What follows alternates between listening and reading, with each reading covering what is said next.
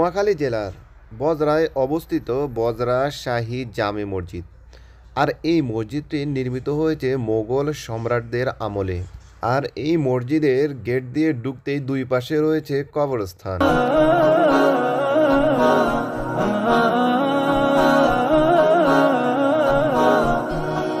আর এই মসজিদের ঠিক সামনেই রয়েছে বিশাল বড় একটি দিঘি।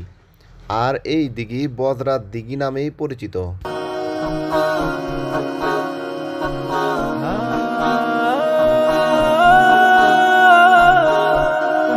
বজরা মসজিদে ঢুকার ঠিক ডাইন পাশেই রয়েছে অজুর স্থান।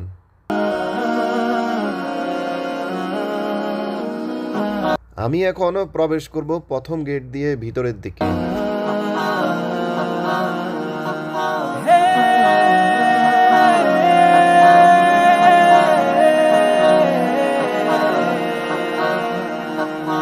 আর এই মসজিদের দেওয়ালের আদলে রয়েছে সিরামিক্স এবং কি আগের পুরনো মেলামাইনের ভাঙা টুকরো।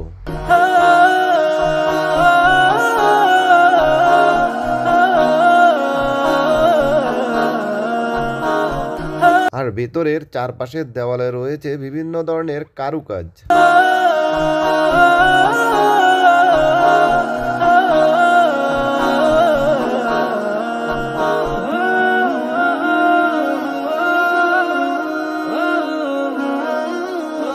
পুরাতন এই মোগল আমলের মসজিদটি ছোট হওয়ার কারণে পাশেই করা হয়েছে নতুন করে আরও একটি বড় জায়গার মধ্যে নামাজের স্থান।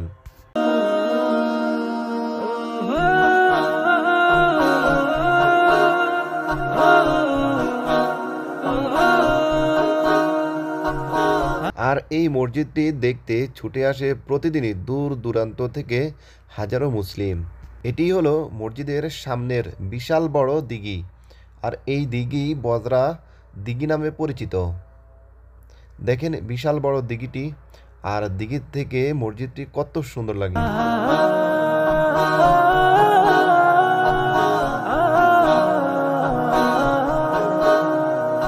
আমরা এখন এখান থেকে চলে যাব। যেতে যেতে আপনাদের পথগুলো দেখাবো।